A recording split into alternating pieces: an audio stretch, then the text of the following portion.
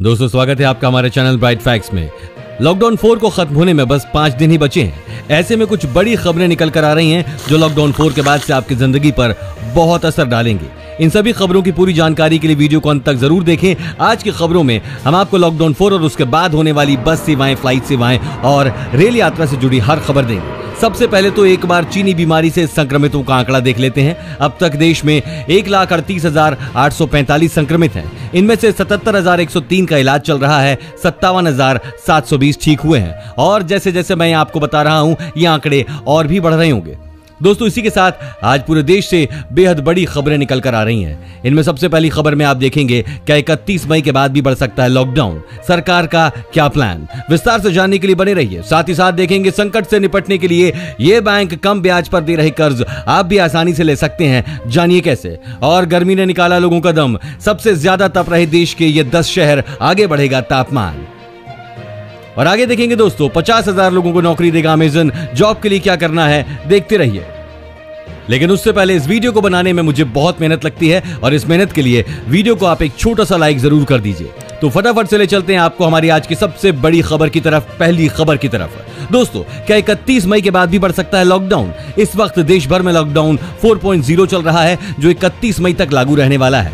अब लोगों के मन में सवाल उठ रहा है कि क्या लॉकडाउन 31 मई के बाद भी आगे बढ़ेगा? आपको बता दें कि अभी तक मिल रही खबरों के मुताबिक माना जा रहा है कि सरकार अब लॉकडाउन को आगे बढ़ाने के मूड में नहीं है, लेकिन जिस तरह का देश में अभी माहौल है उसे देखकर यही लगता है कि आगे भी नहीं बढ़ेगा।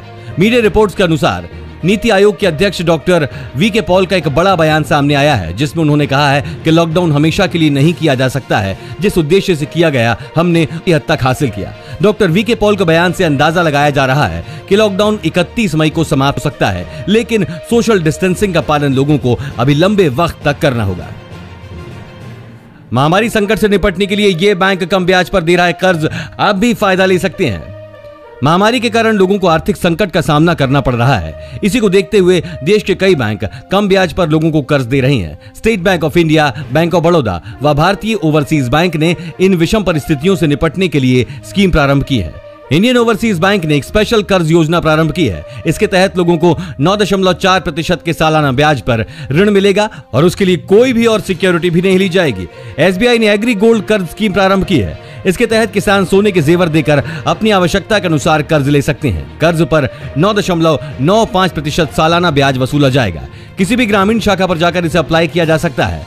बैंक ऑफ बड़ौदा ने अपने ग्राहकों के लिए महामारी से निपटने के लिए खास व्यक्तिगत कर्ज लॉन्च किया है। इसके तहत अधिकतम 5 लाख रुपए तक का कर्ज लिया जा सकता है। यह कर्ज आपको 5 वर्ष में चुकाना होगा।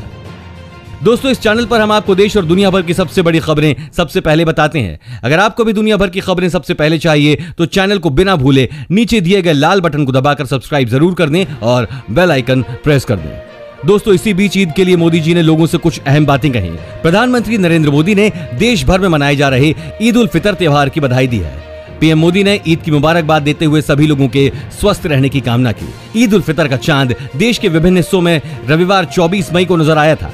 प्रधानमंत्री नरेंद्र मोदी ने ट्वीट किया, ईद मुबारक, ईद उल फितर की बधाई। इस विशेष अवसर पर करुणा, भाईचारे और सद्भाव की भावना को आगे बढ़ाएं। सभी लोग स्वस्थ और समृद्ध रहें। गौरतलब है कि महामारी के प्रसार पर नियंत्रण के लिए देश में लॉकडाउन लागू है और मस्जिदों समेत तमाम धार्मिक स्थल बंद हैं। इसलिए मुस्लिम धर्मगुरुओं ने लोगों से घर पर ही ईद की नमाज अदा करने का आग्रह किया था। दिल्ली के प्रमुख मुस्लिम धर्मगुरुओं ने रविवार को लोगों से अपील की थी कि वे ईद मनाते समय सामाजिक मेलजोल से दूरी के नियम पर अमल के साथ साथ लॉकडाउन के नियमों का पालन करें। इस वीडियो को देखते रहिए दोस्तों, क्योंकि आगे आने वाला है क्या गर्मी के बढ़ने से चीनी बीमारी खत्म हो जाएगी, जानने के लिए देखते रहिए। दोस्तों गर्मी ने लोगों का हाल बुरा किया हुआ है। सबसे ज्यादा तप रहे देश के ये 10 शहर। भारतीय मौसम विज्ञान विभाग ने रविवार को कहा कि अगले 5 दिनों के दौरान उत्तर प्रदेश, मध्य प्रदेश, राजस्थान, दिल्ली और तेलंगाना के कुछ हिस्से भीषण लू की चपेट में होंगे। आईएमडी के वैज्ञानिक डॉक्टर एन कुमार ने कहा कि पंजाब, राजस्थान, तेलंगाना, हरियाणा, दक्षिणी उत्तर प्रदेश, मध्य प्रदेश और तटीय आंध्र प्रदेश में तापमान में वृद्धि जारी रहेगी। अगले 5 दिनों में इन क्षेत्रों में लू या भीषण लू देखने को मिलेगी। कुछ स्थानों पर तापमान 47 डिग्री सेल्सियस को छूने की संभावना है। हालांकि बाद में पारा 30 मई तक 38 डिग्री तक नीचे आ जाएगा। दिल्ली और इसके आसपास के क्षेत्रों और पंजाब, हरियाणा, राजस्थान और उत्तर प्रदेश में उत्तरी मैदानी इलाकों में बारिश और धूल भरी आंधी जैसे मानसून पूर्व गतिविधियों के शुरू होने से थोड़ी राहत मिलेगी। दोस्तों 50,000 लोगों को नौकरी देगा Amazon. E commerce company Amazon India ने शुक्रवार को कहा कि वो महामारी के कारण ऑनलाइन मांग में आई तेजी को पूरा करने के लिए अस्थायी तौर पर 50,000 लोगों को नौकरी पर रखेगी। कंपनी ने एक बयान में बताया कि नौकरियां वेयरहाउसिंग और डिलीवरी नेटवर्क में दी जाएंगी। कंपनी ने कहा कि महामारी के कारण लोग ऑनलाइन खरीदारी कर रहे हैं। ऐसे में अलग अलग उत्पादों की ऑनलाइन मांग में तेजी आई है। इसी बड़ी मांग को पूरा करने के लिए 50,000 लोग अस्थायी तौर पर नियुक्त किए जाएंगे। कंपनी ने यह घोषणा ऐसे समय की है जब लॉकडाउन की पाबंदियों में ढील के साथ ही संक्रमण प्रभावित क्षेत्रों को छोड़ बाकी देश भर में ई कॉमर्स गतिविधियां सामान्य स्थिति की ओर लौटने लगी हैं।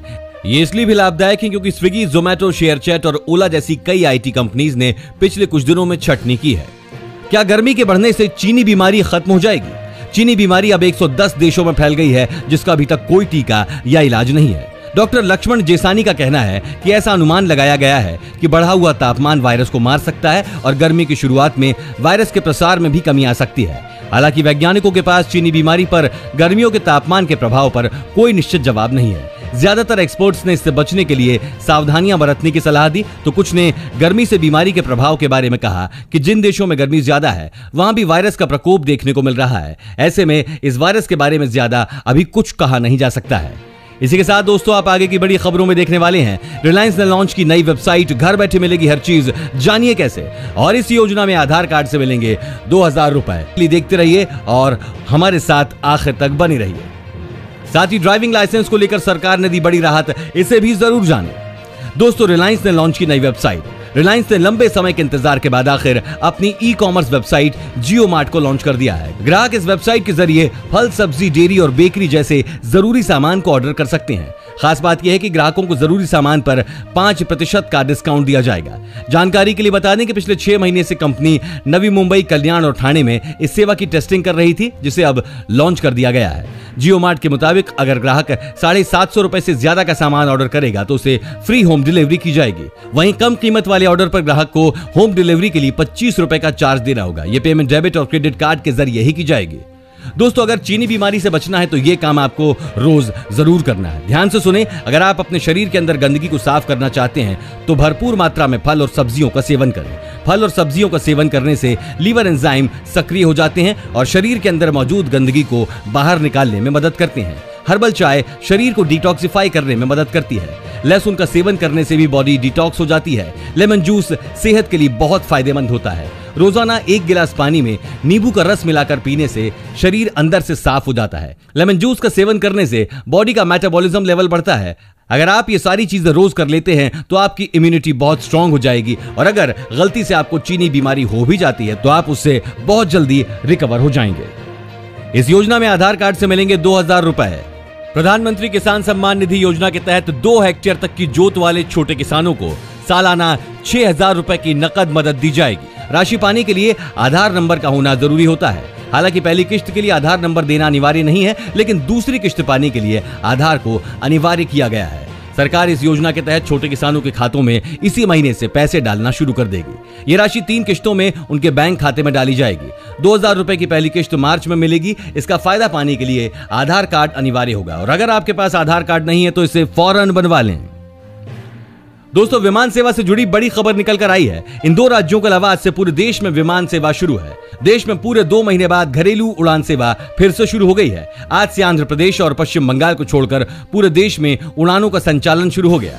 नागरिक उड्डयन मंत्री हरदीप सिंह पुरी ने एक ट्वीट कर बताया कि 2 राज्यों के अलावा 25 मई से पूरे देश में यात्री विमान सेवाओं का संचालन शुरू हो जाएगा। उन्होंने बताया कि फिलहाल पश्चिम बंगाल और आंध्र प्रदेश में हवाई सेवा शुरू नहीं होगी।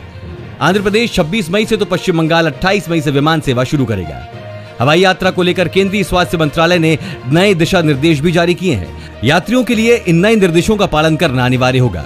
इसके मुताबिक यात्रियों के लिए मास्क पहनना अनिवार्य रहेगा और सभी प्रवेश और निकास द्वार पर थर्मल स्कैनिंग की जाएगी। यात्रियों के फोन में आरोग्य सेतु ऐप भी अनिवार्य रूप से इंस्टॉल होना चाहिए। इसके अलावा विभिन्न राज्यों ने भी अपने अपने हिसाब से कुछ नियम तय किए हैं।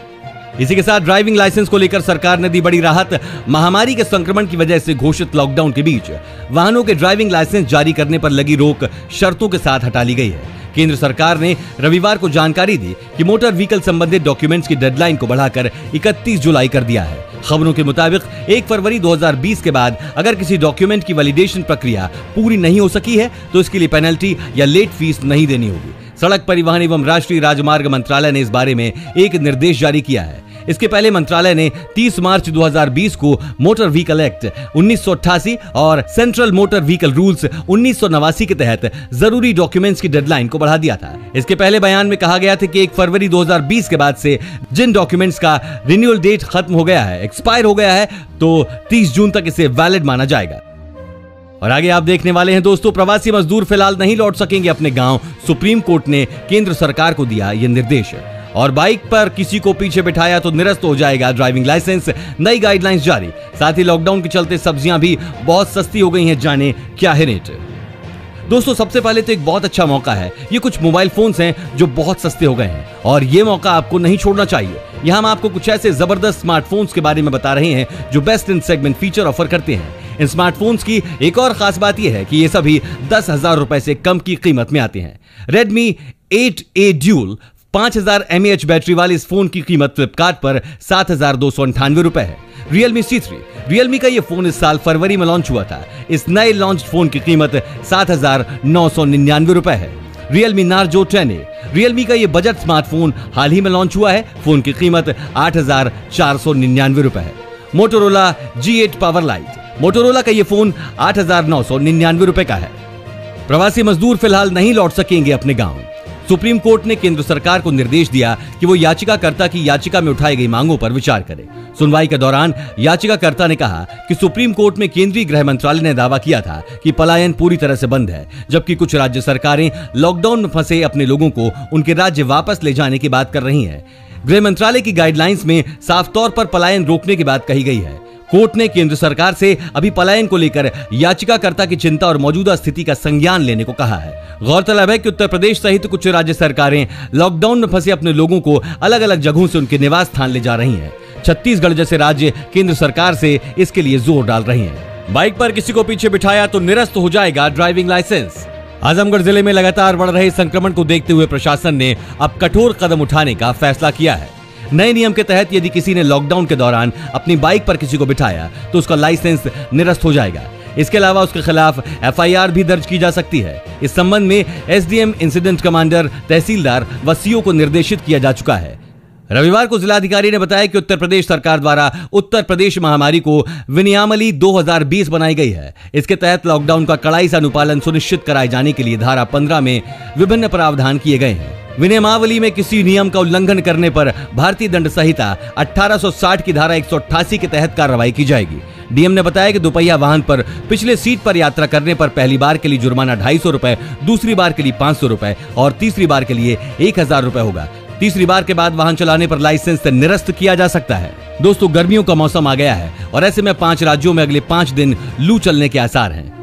सोमवार से मौसम विभाग ने चेतावनी दी है कि अगले 5 दिन 5 राज्यों राजस्थान, दिल्ली, उत्तर प्रदेश, मध्य प्रदेश और तेलंगाना के अधिकतर हिस्से भीषण लू की चपेट में रहेंगे। वहीं 45 डिग्री से ज्यादा तापमान रहने से दिल्ली, पंजाब, हरियाणा, चंडीगढ़ और राजस्थान के लिए रेड वार्निंग जारी की गई है। मौसम विज्ञानी डॉक्टर एन कुमार ने बताया कि पंजाब, हरियाणा, दक्षिणी उत्तर प्रदेश, मध्य प्रदेश, राजस्थान, तेलंगाना और तटीय आंध्र में तापमान लगातार बढ़ेगा। तापमान 47 डिग्री तक भी जा सकता है।